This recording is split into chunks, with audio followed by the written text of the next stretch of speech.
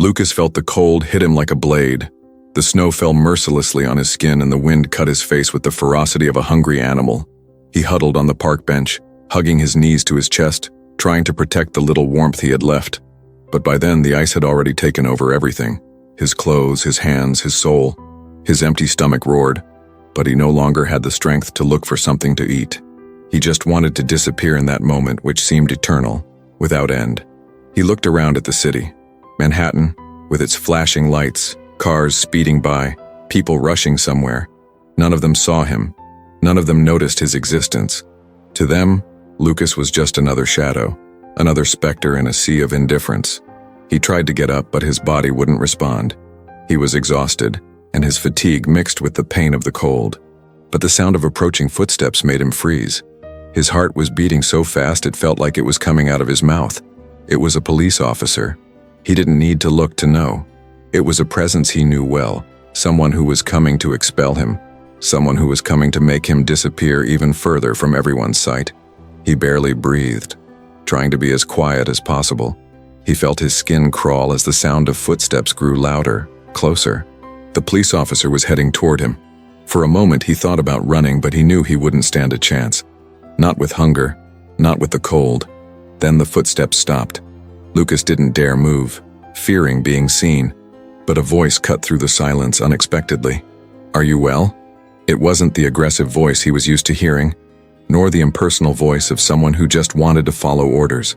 No, this voice sounded human, cautious even. He glanced over his shoulder, trying to make out the officer's face, but all he could see was the dark silhouette against the streetlights. The officer was standing there, very close to him, waiting for an answer. If you're curious to know what will happen to Lucas and the police officer, and how this story will unfold, subscribe to the channel right now. I'm fine. Lucas's voice sounded more like a sigh. He didn't know what to say, what to do. He was afraid, of course, but something about this officer, something about the way he'd spoken, seemed different. This wasn't a normal approach. What did he want? What did he expect? The police officer took a step forward without hesitation, and Lucas watched him suspiciously. The figure was tall, and the warm clothing hid any expression that might give away his intentions. Lucas wanted to retreat. He wanted to run away, but the pain in his legs, the hunger, the cold, the weight of the world on his shoulders wouldn't let him. He was trapped there, trapped in the police officer's words, trapped in that cold night, not knowing how to react. "You shouldn't be here. This cold. It's unforgiving." The police officer spoke in a calm tone, almost as if he were talking to himself. But at the same time, his voice carried a restrained urgency, as if he were genuinely concerned for the boy. Lucas didn't know what to say. He wanted to run away, disappear, go back to a place where the pain wasn't so bad. But he didn't have the strength. The police officer looked around as if assessing the situation. Then, with a quick movement, he took something out of his backpack and crouched down next to Lucas. Lucas realized, with a mixture of surprise and suspicion, that he was taking off a blanket. The police officer held the blanket out to him, with the calm of someone who already knew what he was doing. "This will help you. We can't stay here long, but I'll take you to a safer place. You won't survive here alone." Lucas hesitated, his eyes fixed on the blanket. It was the last thing he expected. It was a simple gesture, but loaded with meaning. Doubt grew within him. How could he trust anyone, especially a police officer, after everything he had been through? What did he really want with this? What was behind this gesture of kindness?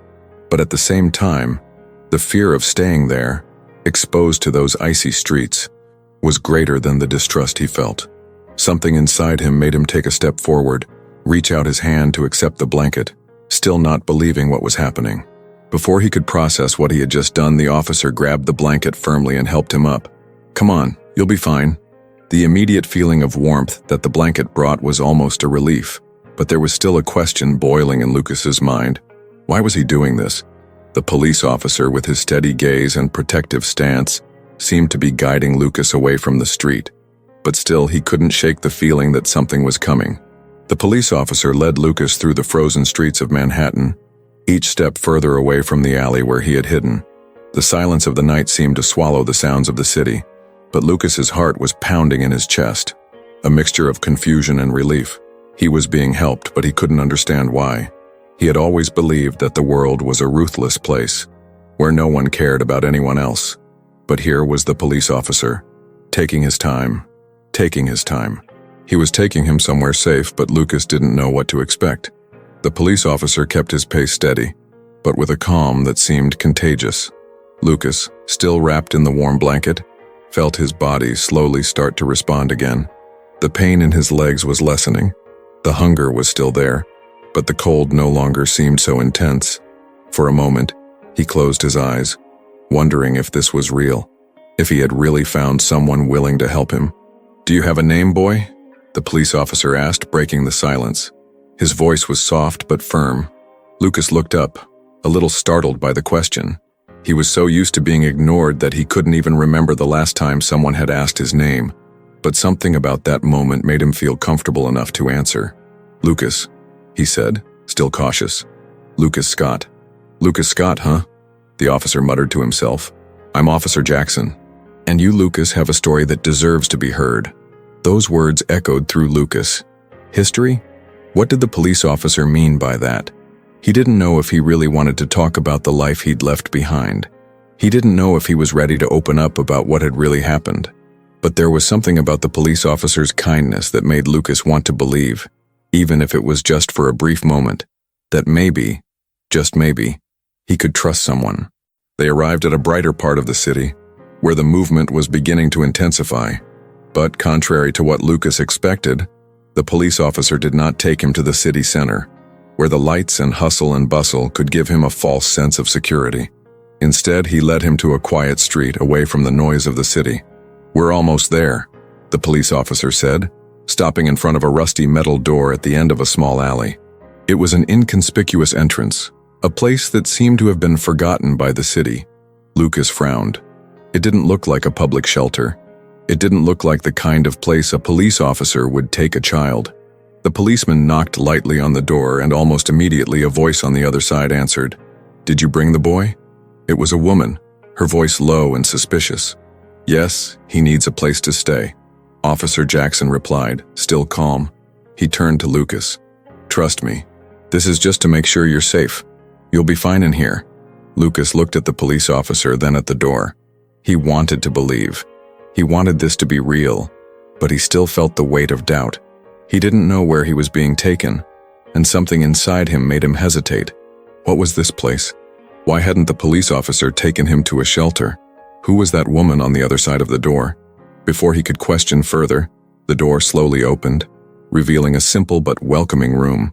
The woman on the other side had a stern look on her face, but there was also a softness in her expression. She nodded for Lucas to come in. "Come in," she said. "He's right. You need help." Lucas took a hesitant step forward, still feeling that something wasn't right.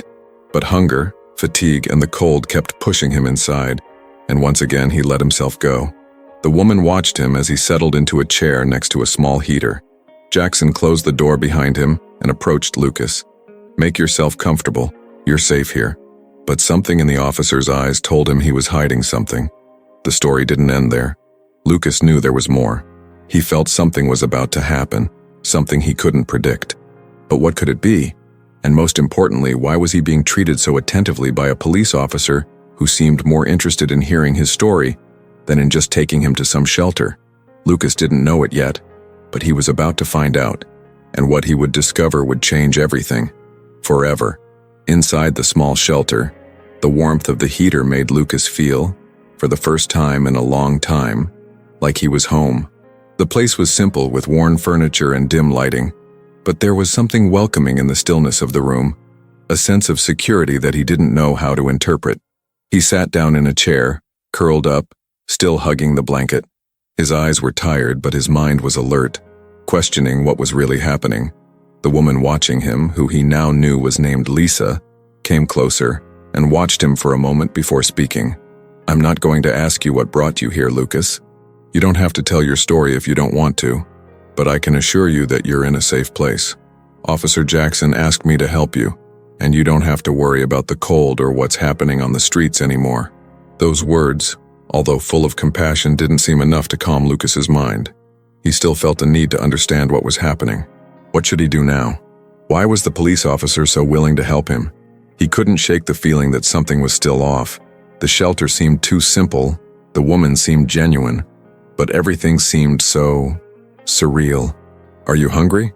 Lisa asked, interrupting his thoughts. She looked at him with a gentle smile. Lucas didn't answer right away. His hunger was unbearable, but he was so confused that it took him a while to realize that he was being offered something he didn't know how to accept. What did he really want? Trusting people, trusting someone, seemed like the last step he could take.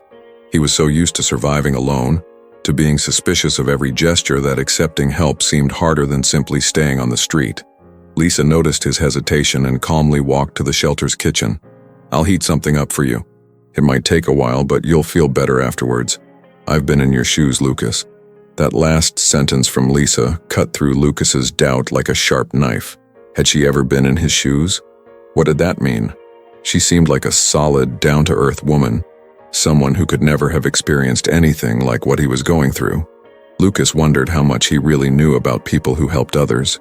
Did she have a history of pain too? And Officer Jackson, what was he doing right now? The door opened, and as if he had read his thoughts, the police officer entered the room again. He didn't seem rushed, nor did he seem in a hurry to leave. He looked at Lucas and nodded, as if giving the boy silent permission to feel at ease. Lucas didn't know how to react. The police officer seemed like the kind of person who would always do what he promised. But what about him? What if it was just a way to get rid of yet another homeless child case? What did he really want from Lucas? Jackson walked over and sat down in a chair, looking the boy straight in the eye. There was no rush in his words, no expectation. He was just there, waiting. "I know you must have a lot of questions, Lucas. I would too. What happened to you on the streets shouldn't happen to anyone. And I know that trusting anyone can seem impossible after everything you've been through." He paused, as if choosing his words carefully. "I'm not here to judge you. I just want you to know that there is an opportunity to change the course of your life, if you want it." Lucas looked at him, his mind racing over the words. Opportunity for change. He knew what he wanted, but he also knew he had no idea what it meant. What would he do with this opportunity? He had never had a choice before. The only thing he knew was how to survive, how to keep walking the streets, hiding from everyone, as if he were invisible. And now, here in the small shelter, the promise of change made him feel a hollow feeling in his stomach, something he wasn't ready to accept. "And what would I have to do to change?" he asked, his voice hoarse, almost a whisper. His words were filled with distrust, but also with a deep pain that he could no longer hide. Jackson looked at him seriously, but with a hint of hope in his eyes. "First, you have to understand that you're not alone. You don't have to walk the streets anymore. You can have a different future, Lucas.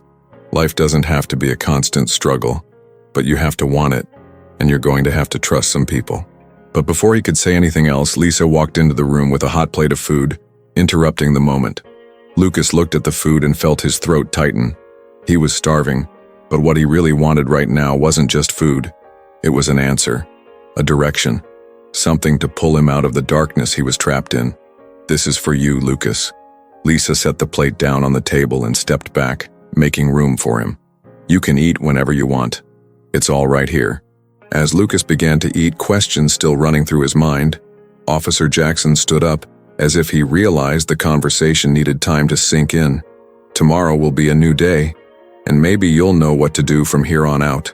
But the feeling that something bigger was about to happen wouldn't leave him. And Lucas knew that deep down, that story was far from over. The smell of hot food filled the small room, and Lucas, with trembling hands, began to eat.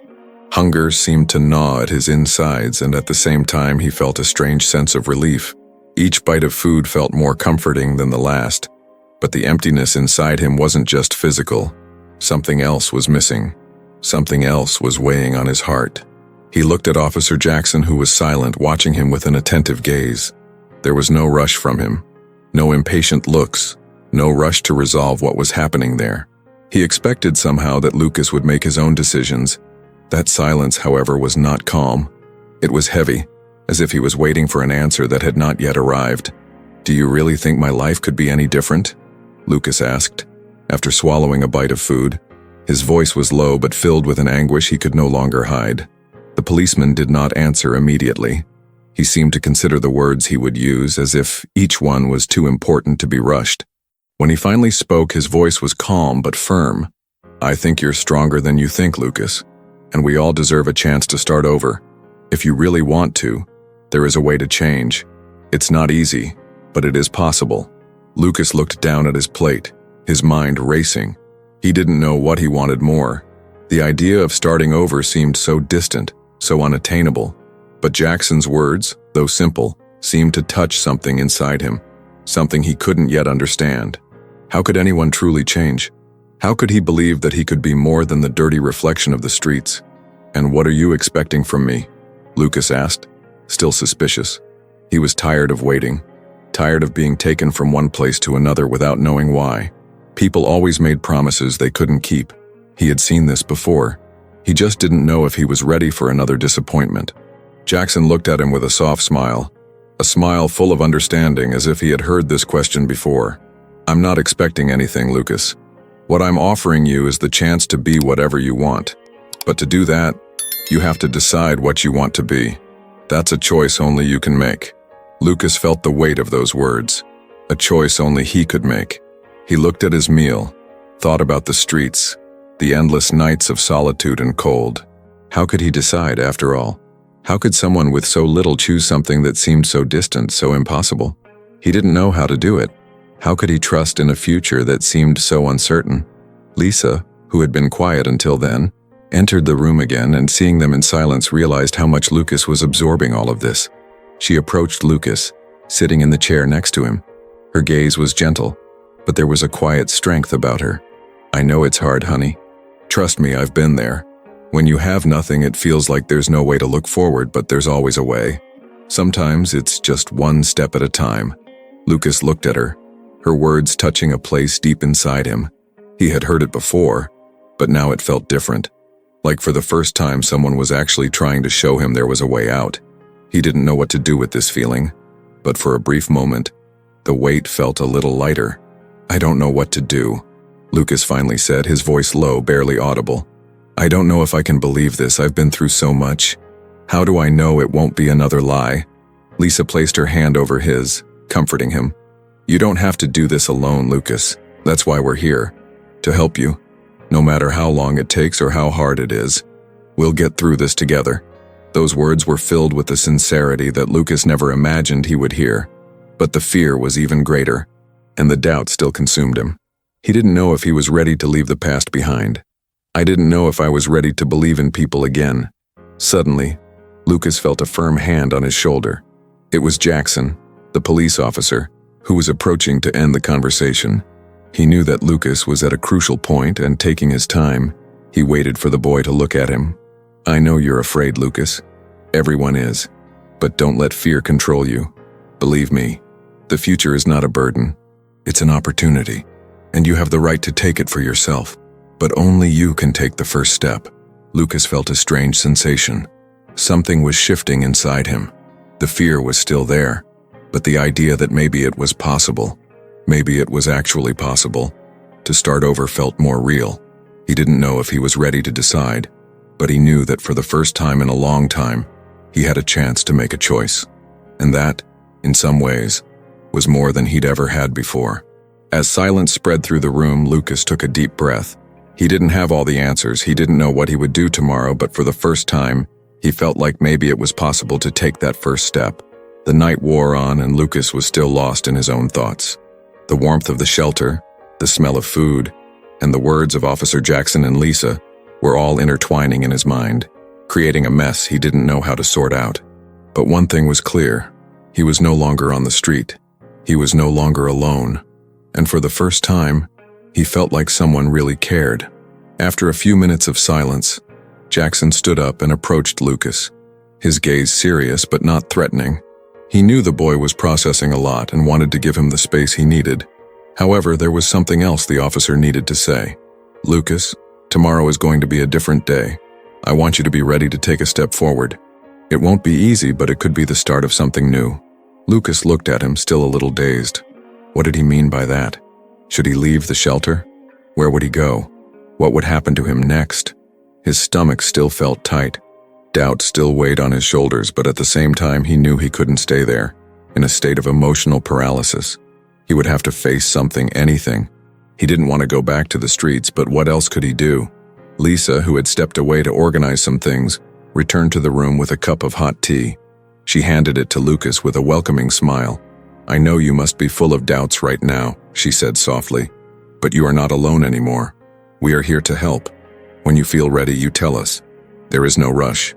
Lucas sipped his tea, feeling the warmth spread through his body, but he couldn't shake the feeling that the weight on him was still too great to ignore. He wanted to believe, he wanted to trust, but life on the streets had taught him a hard lesson. The world was far from trustworthy. What he knew was how to survive, not live. He knew Lisa and Jackson were trying to show him a way. They believed in him. But what about him? Could he believe in himself? Did he have the right to believe that life could be different? "I don't know how to begin," he said, looking lost. "I don't know what to do. I've always been invisible to people." Officer Jackson approached again, his expression serious but with a lightness in his voice. "I know it seems impossible, Lucas, but you've already taken the first step, and that means more than you can imagine. You're here now. You have a place, and you have a choice. This is the beginning of a journey that will be difficult, but you have a chance now. You just have to believe in yourself. You just have to believe that you deserve this chance." Lucas didn't know what to say. He looked at the police officer and, for the first time, saw someone genuinely willing to see him. Not as a lost cause, but as someone who deserved a chance. He felt something deep inside him, something he couldn't name, but it was beginning to throb. "Tomorrow, we'll take the next step. But today, rest. Tomorrow will be very different from yesterday, Lucas, I promise you that," Jackson said firmly, but also with a touch of kindness that softened his words. Lucas, not knowing what the future held for him, simply nodded. He was tired, but deep down there was a small flame of hope that was beginning to grow. Maybe tomorrow was what he needed. Maybe he would finally have the opportunity to make a choice. The police officer and Lisa left the room, leaving Lucas alone but no longer isolated. He felt their presence like an invisible foundation, supporting him in a way he couldn't explain. As the night wore on, Lucas settled into one of the makeshift beds. The sounds of the street outside seemed so distant, so irrelevant, as if the city was no longer part of his reality. He looked up at the ceiling and, for a moment, wondered what it would be like if things could really change. Doubt still surrounded him, but there was something new in his soul, a seed of hope, fragile but present. And then, before closing his eyes, he whispered to himself, "Maybe I deserve to try." The next morning was cold and gray, with the sky overcast and the streets still empty. Lucas woke before everyone else, his body heavy from interrupted sleep and a sense of uncertainty hanging heavy like a blanket. He was used to waking up to the sound of the streets, the wind, the rush of people, but this morning was different. He was in a shelter, surrounded by people he couldn't yet fully understand. The first thing Lucas did was get up and look out the small window of the room where he slept. Outside, the city still looked the same, but inside him, something was starting to change. He still didn't know if he was ready, if he really deserved everything they had offered him, but he felt like he couldn't go back to the past. Not after this. Not after the chance Jackson and Lisa were giving him. When he approached the kitchen, Lisa was already there, preparing something simple. She smiled when she saw him enter, her smile comfortable and welcoming. "Good morning, Lucas," she said in a calm tone. "Did you sleep well?" He didn't know what to say. The truth was, he didn't know what to feel. How could he answer such a simple question after everything he had been through? Instead of speaking, he just nodded and sat down at the table. Lisa brought a bowl of hot oatmeal and placed it in front of him, the look of concern still on her face. "Are you feeling okay? If you need more time, that's okay. There's no rush. The important thing is that you know that whatever you decide is right." Lucas stared at the bowl, but he couldn't focus on it. His mind was far away, struggling with the question he hadn't yet resolved. What did he really want? He didn't know how to do it, how to get through another day without knowing if he was making the right choice. I don't know, Lisa. I don't know what to do with all of this." His voice was choked, as if the weight of what he had been through made him almost unable to speak. She sat down next to him, as if waiting for this answer. "Lucas, you don't need to know everything right now. I didn't know what to do when I started either. But one thing I've learned, life doesn't have to be a series of mistakes and failures. It can be a process, one step at a time." Lucas took a deep breath and picked up the spoon. starting to eat without much enthusiasm. But the warmth of the food, the comforting smell, and Lisa's words began to ease the weight on his shoulders a little. He didn't know what to do with the chance he was being given, but for the first time he didn't feel completely alone in this process. "I never had a choice before," he said, his voice barely audible. "On the street, all I knew was how to survive. I didn't know how to do anything else. You will still learn, Lucas. Now, survival does not have to be your only focus. Here, you will learn how to live, and in living, you will learn how to make choices." Lucas looked up at her. Her words were simple, but somehow they touched him in a way he couldn't explain. Living, not just surviving. He'd never thought of it that way before. At that moment, Jackson walked into the room. He had a serious look on his face, but there was also a hint of softness in his expression, like someone who knew that this moment was crucial. "Lucas," he began, with the same calm that had always characterized him. "Today is the day. Are you ready?" The boy looked at the police officer, feeling doubt once again. I don't know, Jackson. I don't know if I'm ready to leave everything I know." Jackson slowly approached and placed his hand on Lucas's shoulder. "I know you're scared. I understand that. But life won't wait for you to feel ready. Sometimes we have to make a decision, even if we don't have all the answers. And Lucas, now is your time. What comes next depends on what you choose now." Lucas felt the weight of those words. He knew this wasn't just about leaving the shelter. It was about deciding who he wanted to be. He had the opportunity to change his life, to go in a different direction, but he still didn't know if he was ready. The doubt was still there, but something, maybe the strength in Jackson's voice, maybe Lisa's calmness, made Lucas realize there would be no perfect moment. What he did now would be the first choice of many, and that choice would define his journey. I'll try." Lucas's voice was soft but firm. He knew he wasn't making this choice alone. He knew there was someone there to help him. He looked at Jackson, then at Lisa, and felt a new feeling rise up inside him. A feeling of strength he hadn't felt in a long time. "I'll try. Just tell me what to do." Officer Jackson smiled, a smile of approval. "The first step has been taken, Lucas. Now let's take the second step together." Lucas walked into the shelter with Jackson and Lisa, not knowing what to expect. Everything was new and scary, but at the same time he felt like he was moving away from life on the streets.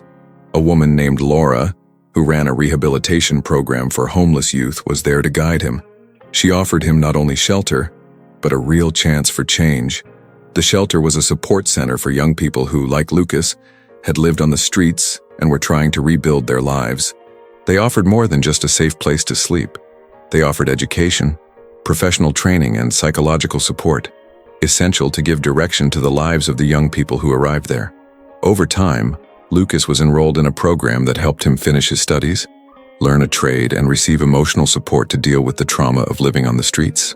He began to engage with other young people who were in the same situation as him, sharing experiences and supporting each other.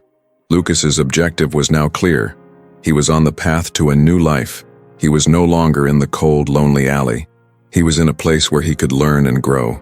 He no longer had to just survive. He now had the chance to live.